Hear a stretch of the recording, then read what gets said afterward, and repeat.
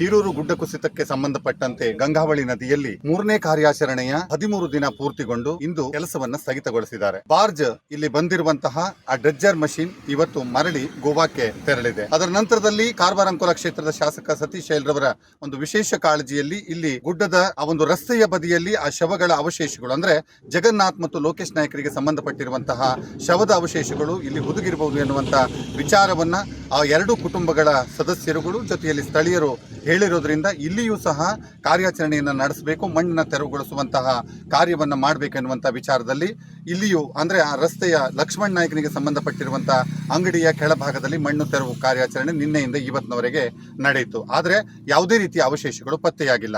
ಈಗ ನಾವಿಲ್ಲಿ ಮಾತನಾಡಿಸಬೇಕಾಗಿರೋದು ಈ ಡ್ರೆಜ್ಜರ್ ಮಷೀನ್ ಅನ್ನ ಕಳೆದ 13 ದಿನಗಳಿಂದ ಕಾರ್ಯನಿರ್ವಹಣೆಯನ್ನ ಅತ್ಯಂತ ಚೆನ್ನಾಗಿ ಮಾಡಿ ಇಲ್ಲಿರುವಂತಹ ಕೆಲವು ಅವಶೇಷಗಳನ್ನು ಜೊತೆಯಲ್ಲಿ ಕೇರಳದ ಅರ್ಜುನ್ ಇರಬಹುದು, ಆ ಅರ್ಜುನ್ನಿಗೆ ಸಂಬಂಧಪಟ್ಟಿರುವಂತಹ ಆತ ಚಲಾಯಿಸ್ತಾ ಇರುವಂತಹ ಲಾರಿ ಜೊತೆಯಲ್ಲಿ ಮುನಾಫ್ ಅವರಿಗೆ ಸೇರಿರುವಂತಹ ಭಾರತ್ ಬೆಂಜ್ ಲಾರಿ ಅನ್ನ ಪತ್ತೆ ಮಾಡುವಂತಹ ಕಾರ್ಯವನ್ನ ಇವರು ಈ ಒಂದು ಡ್ರೆಜ್ಜರ್ ಯಂತ್ರದವರು ಮಾಡಿದ್ದಾರೆ. ಜೊತೆಯಲ್ಲಿ ಕೆಲವು ಮೂಳೆಗಳು ಸಹ ಪತ್ತೆಯಾಗಿವೆ. ಇದರ ಜೊತೆಯಲ್ಲಿ ಈ ಕಾರ್ಯಾಚರಣೆಯ ಕುರಿತು ಅದರ ಮಾಲಕರಾಗಿರುವಂತಹ ಮಹೇಂದ್ರ ಡೋಂಗ್ರಿ ಅವರನ್ನ ಮಾತಾಡಿಸೋಣ.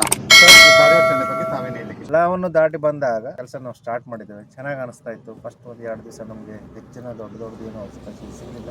3ನೇ ದಿವಸದಿಂದ ನಮಗೆ ಒಳ್ಳೊಳ್ಳೆದೊಂದು ಮಷಿನರೀಸ್ಗಳಾಗಲಿ ಕೆಲವೊಂದು ಇದಾಗಲಿ ಲಾರಿಗೆ ಸಂಬಂಧಪಟ್ಟ ಸ್ಟ್ಯಾಂಡು, ನೀರಿನ ಸ್ಟ್ಯಾಂಡು ಇದೆಲ್ಲ ನಮಗೆ ಸಿಕ್ಕಿದೆ. ಮೇನ್ ಇದರಲ್ಲಿ ನಿಮ್ಮ ಟ್ಯಾಂಕರ್ನ ಮಷಿನರಿ ಸಿಕ್ಕಿದೆ ದೊಡ್ಡದಾಗಿ. ಅದರ ನಂತರ ಮತ್ತು ಸತೀಶ್ ಅವರು ಹೇಳಿದಾಗ ನಮಗೆ 2ನೇ ಪಾಯಿಂಟಿನಲ್ಲಿ ಆಗಿರಿ ಅಲ್ಲಿಂದ ಹೇಳ್ಕೊಂಡು ಹೇಳಿದಾಗ ನಾವು 4ನೇ ಪಾಯಿಂಟಿಂದ 2ನೇ ಪಾಯಿಂಟಿಗೆ ಮಧ್ಯದಲ್ಲಿ ಎಲ್ಲ ಹಾಕ್ಕೊತ ಬಂದಾಗ ನಮಗೆ ಆಲ್ರೆಡಿ ನಮಗೆ ಒಂದು ಅರ್ಜುನ್ ಅವ್ರದ್ದು ಲಾರಿ ಸಿಕ್ಕಿ ಅದನ್ನು ಇದು ನಾವು ಡೈವಿಂಗ್ ಮಾಡಿಕೊಂಡು ಕನ್ಫರ್ಮ್ ಮಾಡಿದ್ವಿ. ಕನ್ಫರ್ಮ್ ಮಾಡಿ ನಾವು ಎಲ್ಲವರು MLA ಸಾಹೇಬ್ರು ನಾವು ಹೇಳಿದಾಗ ಅವರು ಆಯಿತು ನೀವು ಅದನ್ನು ಎತ್ತಲಿಕ್ಕೆಲ್ಲ ತಯಾರಿ ಮಾಡ್ಕೊಳ್ಳಿ ನಾವು ಬರ್ತೀವಿ. ಅವ್ರ ನೇತೃತ್ವದಲ್ಲಿ ನಾವು ಅದನ್ನು ಸಕ್ಸಸ್ ಆಗಿ ಎತ್ತಿ ನಾವು ದಡಕ್ಕೆ ಮುಟ್ಟಿಸಿದ್ದೇವೆ. ಅದರಲ್ಲಿ ಅರ್ಜುನ್ ಅವ್ರ ದೇಹವನ್ನು ನಾವು ಹೆಲ್ತ್ ಡಿಪಾರ್ಟ್ಮೆಂಟ್ ಪೊಲೀಸ್ ಡಿಪಾರ್ಟ್ಮೆಂಟಲ್ಲಿ ನಾವು ಮಾಡ್ತೀವಿ. ಈ ಎಲ್ಲ ಕಾರ್ಯಾಚರಣೆಗೆ ನನಗೆ ಜಿಲ್ಲಾಡಳಿತ, ನಮ್ಮ MLA ಸಾಹೇಬರು ಪರೋಕ್ಷವಾಗಿ ಪ್ರತ್ಯಕ್ಷವಾಗಿ ಎಲ್ಲರೂ ನನಗೆ ಸಹಕಾರ ಮಾಡಿದ್ದಾರೆ. ಊರಿನ ನಾಗರಿಕರು ನನಗೆ ಸಹಾಯ ಮಾಡಿದ್ದಾರೆ. ಎಲ್ಲರಿಗೂ ನನಗೆ ಆಭಾರಿಯಾಗಿದೆ. ಅದರ ನಂತರ ನಾವು ಕೆಲವೊಂದು ಡೈವಿಂಗ್ ಟೀಮ್ನಲ್ಲೇ ನಾವು ಸರ್ಚ್ ಮಾಡಿದಾಗ ಕೆಲವೊಂದು ಸಾಮಾನುಗಳು ಸಿಕ್ಕಿದೆ. ಆದರೆ ಇದರಲ್ಲಿ 60-80% ಕಲ್ಲಿ ಮತ್ತು 20% ಬಂದಿದೆ. ಇದರಲ್ಲೂ ನಾವು 1 ಟನ್ನಿಂದ 5 ಟನ್ವರೆಗೆ ನಾವು ಕಲ್ಲನ್ನು ಎತ್ತಿ ಪಕ್ಕದಲ್ಲಿ ಸರಿಸಿ ಅಗದು ಬಗ್ದು ಎಲ್ಲ ಕಡೆಗೆ ಇದು ಮಾಡಿ ನಾವೊಂದು ಇಲ್ಲಿಂದ ಪಾಯಿಂಟ್ ನಂಬರ್ 1ಇಂದ ಪಾಯಿಂಟ್ ನಂಬರ್ 5ರವರೆಗೂ ನಾವು ಫುಲ್ ಲೊಕೇಶನ್ನಿಂದ ನಾವು ಎಲ್ಲವನ್ನು ಅಗದು ಕ್ಲಿಯರ್ ಮಾಡಿದ್ದೇವೆ. ಏನೇನು ಸಿಗಬೇಕು ಮರಗಳು, ಆಲದ ಮರ, ದೊಡ್ಡದು 2 ಆಲದ ಮರ ನಿಮ್ಮ ಎದುರುಗಡೆಗೆ ಇದೆ, ಅಲ್ಲಿ ಟವರ್ ಇದೆ. ಕೆಲವೊಂದು ನಾವೆಲ್ಲನೂ 99% ನಾವು ಅಗದು ಹಾಕಿದ್ದೀವಿ. ಆದರೆ ಬಾಡಿನೂ ನಾವು ಒಂದು ತೆಗೆದಿದ್ದೀವಿ. ಆದರೆ ಜಗನ್ನಾಥ್ ಅವ್ರದ್ದು ಅಂತ ಗೊತ್ತಿಲ್ಲ ಅಥವಾ ಇವ್ರದ್ದು ಗೊತ್ತಿಲ್ಲ, ಒಟ್ಟು ನಾವು ಒಂದು ತೆಗೆದಿದ್ದೇವೆ. ಇನ್ನೊಂದು ಬಾಡಿ ನಮ್ಗೆ ಸಿಗಬೇಕಾಗಿತ್ತು, ಸಿಕ್ಕಿಲ್ಲ. ಅದೊಂದು ಸ್ವಲ್ಪ ಮನಸ್ಸಿಗೆ ಬೇಜಾರಾಗ್ತದೆ. ಯಾಕಂತ ಹೇಳಿದ್ರೆ ಇದರಲ್ಲಿ ನಾವು ಹುಡುಕೋದಂತ ಹೇಳಿದ್ರೆ ನಾವು ತುಂಬ ಕಷ್ಟ ಆಗುತ್ತೆ. ಕಬ್ಬಿಣ ಸಾಮಾನು ನಾವು ಹೇಗೋ ಮಾಡಿ ತೆಗಿಬೋದು, ಆದರೆ ಎಲುಬುಗಳನ್ನು ತೆಗೆಯೋದು ನಾವು ತುಂಬ ಕಷ್ಟ ಆಗುತ್ತೆ. ಎಷ್ಟು ದಿವಸದ ಕಾರ್ಯಾಚರಣೆ ಸರ್ ಮುಂದೆ? ಟೋಟಲಿ ನಾವು 12 ದಿವಸ ಕಾರ್ಯಾಚರಣೆ ಕಂಪ್ಲೀಟಾಗಿ ಮಾಡಿದ್ದೇವೆ. ಇವತ್ತಿಗೆ ನಾವು ಸ್ಟಾಪ್ ಮಾಡಿದ್ದೇವೆ. 13 ದಿನದ ಕಾರ್ಯಾಚರಣೆಯಲ್ಲಿಯೂ ತಮ್ಮನ್ನು ತಾವು ತೊಡಗಿಸಿಕೊಂಡಿರುವಂತಹ ಯುವ ಒಕ್ಕೂಟದ ತಾಲೂಕಾ ಯುವ ಒಕ್ಕೂಟದ ಅಧ್ಯಕ್ಷರಾಗಿರುವ ಗೋಪನಾಯಕ್ ಅಡ್ಲೂರ್ ಅವರು ನಮ್ಮ ಜೊತೆ ಇದ್ದಾರೆ. ಅವರನ್ನು ಕೇಳೋಣ. ಈ ರೀತಿ ಮಧ್ಯದಲ್ಲಿ ಮಣ್ಣಿದೆ, ಆ ಮಣ್ಣಿನ ತೆರವು ಕಾರ್ಯಾಚರಣೆ ಯಾವ ರೀತಿ ಆಗ್ಬೋದು ಅಥವಾ ಕಾರ್ಯಾಚರಣೆ ಕುರಿತು ಅವ್ರು ಏನಂತಾರೆ ಅನ್ನೋ ಅಭಿಪ್ರಾಯವನ್ನು ಕೇಳೋಣ.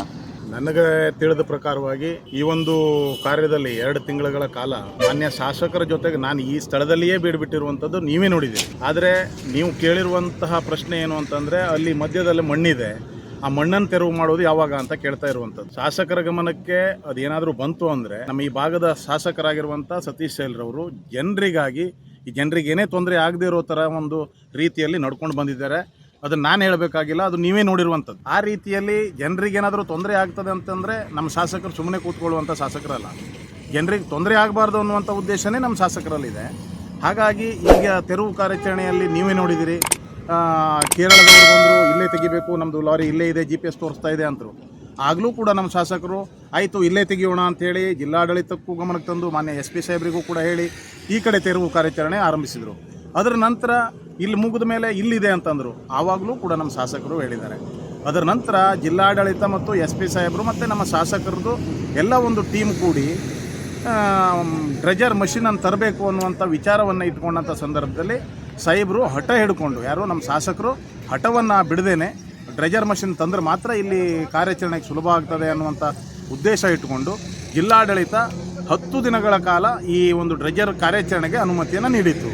10 ದಿನಗಳ ನಂತರ ಕಡೆಗೆ ಆಮೇಲೆ ಆ ಜಗನ್ನಾಥನ ಪುತ್ರಿ ಮತ್ತು ಅವರು ಅಳಿಯ ಅವರೆಲ್ಲರೂ ಮನೆಯವರೆಲ್ಲರೂ ಸೇರಿಕೊಂಡು, ಇಲ್ಲ ನಮ್ಮ ತಂದೆ ಶವವನ್ನಾದರೂ ಏನಾದರೂ ಮಾಡಿ ನಮಗೆ ಎಲ್ಲಿಗಾದರೂ ಹುಡುಕೊಡ್ಬೇಕು, ನೀವು ಮತ್ತು ಕಾರ್ಯಾಚರಣೆ ಮುಂದುವರಿಸಬೇಕು ಅಂತೇಳಿ ಮನೆ ಶಾಸಕರಲ್ಲಿ ಕೇಳ್ಕೊಂಡಾಗ ಶಾಸಕರು, ಇಲ್ಲ ನಿಮ್ಗೆ ಎಷ್ಟು ದಿನ ಬೇಕಾಗ್ತದೆ, ನಾನು ಅಷ್ಟು ದಿನ ನಿಮ್ಮ ಕಾರ್ಯಾಚರಣೆಯಲ್ಲಿ ತೊಡಗಿಸೋಕ್ಕೆ ನಾನು ಪ್ರಯತ್ನ ಪಡ್ತೇನೆ ಮತ್ತು ನಿಮಗೆ ಅದಕ್ಕೆ ಅನುಕೂಲ ಆಗೋ ಥರ ಮಾಡಿಕೊಡ್ತೇನೆ ಅಂಥೇಳಿ ಸ್ವತಃ ಅವರ ಜಗನ್ನಾಥನ ಪುತ್ರಿಯರನ್ನು ಡ್ರೆಜರ್ ಮಷಿನ್ ಆ ಬಾರ್ಜ್ ಮೇಲೆ ತಗೊಂಡು ಹೋಗಿ ಅವರೂ ಕೂಡ ಕಾರ್ಯಾಚರಣೆಯಲ್ಲಿ ಭಾಗವಹಿಸಿದರು. ಆ ಸಂದರ್ಭದಲ್ಲಿ ಮೊನ್ನೆ ಒಂದು ಮೂಳೆ ಸಿಕ್ತು, ಪತ್ತೆ ಆಯಿತು. ಆ ಸಿಕ್ಕದಂಥ ಸಂದರ್ಭದಲ್ಲಿ ಅವರು ಅದನ್ನು ಈಗ DNA ಪರೀಕ್ಷೆಗೆ ಒಳಪಡಿಸಿದ್ದಾರೆ. ಅದರಲ್ಲಿ ಏನಾಗ್ತದೆ, ಯಾರ್ದು ಅಂತ ಹೇಳಿ ಪರೀಕ್ಷೆಗೆ ಒಳಪಡಿಸಿದಾಗ ಯಾರ್ದು ಅಂತ ಬರ್ತದೆ ಅಂತ ಹೇಳಿ ನೋಡೋಣ ಅಂತೇಳಿ ಶಾಸಕರು ಕೂಡ ಹೇಳಿದ್ದಾರೆ. ಮುಂದೆ ಏನಾದರೂ ಮತ್ತೆ ಇಲ್ಲಿ ತೆರವು ಮತ್ತು ಕಾರ್ಯಾಚರಣೆ ಮಾಡಬೇಕು ಅಂತೇಳಿ ಸ್ಥಳೀಯರ ಒಂದು ಬೇಡಿಕೆಯನ್ನಿಟ್ಟಾಗ ಇಲ್ಲಿ 200 ಮಷಿನ್ ಕೂಡ ಇದೆ, ಅದನ್ನು ತಂದು ಈಗ ಮೇಲ್ಗಡೆ ಒಂದು ಕಾರ್ಯಾಚರಣೆಯನ್ನು ಕೂಡ ಮಾಡ್ತಾ ಇದ್ದಾರೆ.